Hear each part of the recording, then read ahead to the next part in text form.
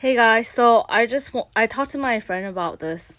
So I used to be very easily like manipulated, and I had a lot of friends that I didn't even realize was manipulating me, but I would feel bad for people and do things out of feeling bad for them because my mom often used guilt trip tactic to get me to do stuff. Basically my mom would say things like, "Oh, like hey," my mom would say things like, "Oh, like I'm like having a hard time, like you should go with me, like I'm having a bad day, so go with me to IKEA." So I would do all these things out of feeling bad for my mom. But so today I felt like I took a test. Situation and opportunity was granted to me, and but this person was kind of like manipulative and a little bit had a bad attitude.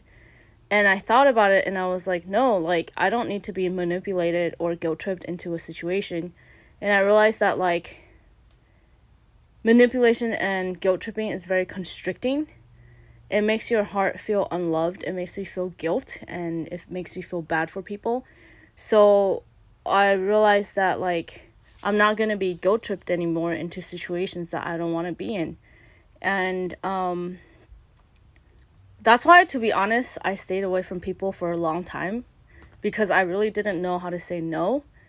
And I was afraid to make someone mad. Like, I was afraid to disappoint people. And I was a huge people pleaser. And I kind of just I just went along with people without really realizing that, like, I wasn't doing what I wanted to do and what was good for my heart. So a lot of this stemmed from having a very guilt tripping mother who would constantly guilt trip me and say that things were my fault.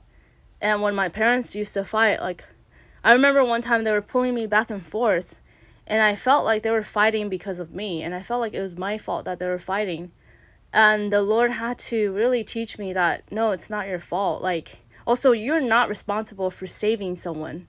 You're not responsible for saving someone from a bad situation that they put themselves in. And often I would become the savior, the fixer, and I would try to like save people from their suffering when in fact they needed to take responsibility for their own decisions in their life, right? So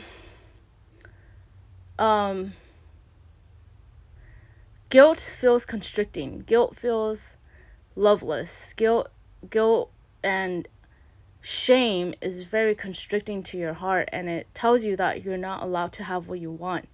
But abundance and love is this feeling of grace and flow. It's not constricting. So that's what I learned today, and I'm really glad like God has been setting me free from these feelings and learning how to discern, like, am I doing this out of desire or am I doing it out of obligation? So that's it. God bless. Bye.